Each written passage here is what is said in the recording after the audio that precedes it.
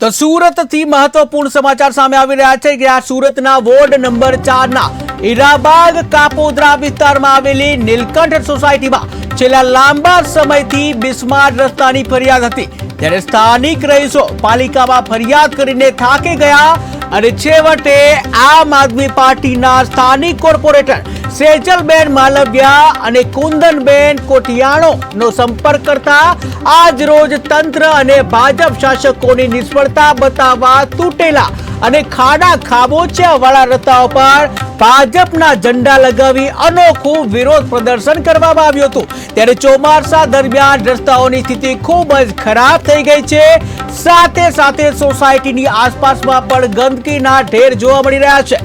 આવી સ્થિતિમાં હવે ધીરે ધીરે લોકો પોતાનો અવાજ વિરોધ પક્ષ સાથે ઉઠાવી રહ્યા છે, જ્યાં આખા વિરોધ પ્રદર્શન દરમિયાન નીલકંઠ સોસાયટીના તમામ રહીશો અને આમ આદમી પાર્ટીના કાર્યકરોએ ભાજપના ઝંડા લગાવી તંત્ર અને શાસકોની આંખ ખોલવાનો પ્રયત્ન કર્યો છે। તો મહત્વપૂર્ણ સમાચાર સામે આવી રહ્યા છે સુરતથી કે જ્યાં સુરતમાં બિસ્માર રોડ રસ્તાને લઈને અનોખી રીતે વિરોધ પ્રદર્શન કરવામાં આવ્યું છે। ત્યારે સુરતમાં ઠેર ઠેર બિસ્માર રોડ રસ્તાઓ છે અને જેને લઈને રહીશો પરેશાન થઈ ગયા છે। ત્યારે આ અંગે નીલકંઠ સોસાયટીના રહીશો પણ ત્રસ્ત બન્યા હતા, જ્યાં બૈરાકાને અવાજ પહોંચાડવા કાર્યક્રમ આપવામાં આવ્યો। આમ આદમી પાર્ટીના કોર્પોરેટરો દ્વારા ભાજપના ઝંડા લગાવી અનોખી રીતે વિરોધ પ્રદર્શન કરવામાં આવ્યું।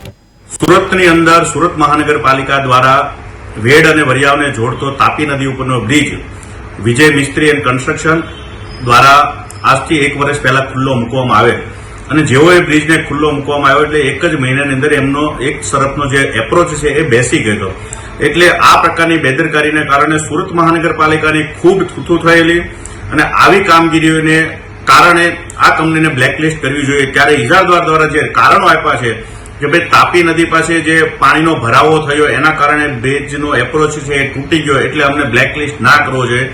આ જે કારણો છે એ વાહિયાત કારણો છે। પાલિકા એ 4 વર્ષથી એ સાઇટ છે એ જે તે ઇજારદારને સોંપેલી હતી, એની પાછળ દેખરેખ માટે પીએમસીની નિમણૂક કરેલી હતી। આ બંનેની જવાબદારી જ્યારે સુરત મહાનગરપાલિકા આપી ત્યારે ઈપીસી મોડલથી એટલે કે એન્જિનિયરિંગ ને બધું જ ડિઝાઇનિંગથી લઈને બધું જ કામગીરીઓ જે તે ઇજારદારને કરવાની જવાબદારી સાથે એને આપેલું। તો જ્યારે તાપી નદી ઉપર એટલે કે પાણીમાં જ બ્રિજ બનાવવાનું છે અને ઇજારદાર પાણીના કારણે બ્રિજ તૂટી ગયો એવું રીઝન આપે એ કેટલું યોગ્ય છે? આની અંદર કન્સ્ટ્રક્શન કરાવનાર ઇજારદારની ચોખ્ખામાં ચોખ્ખી ભૂલ છે, એમની બેદરકારી છે અને સાથે સાથે જે ઇજારદારની અંદર પીએમસીની નિમણૂક કરી છે જેમને દેખરેખ રાખવાની છે એમની પણ બેદરકારી છે। એટલે આવી બેદરકારી કોઈ પણ સંજોગોની અંદર સાખી લેવાય નહીં। 118 કરોડના ખર્ચે જે બ્રિજ બન્યો હોય અને એ બ્રિજને કારણે પાલિકાનું આખા ગુજરાતની અંદર થૂથું થયું હોય ત્યારે આવા ઇજારદારને કોઈ પણ સંજોગોની અંદર ચાખી લેવાય નહીં।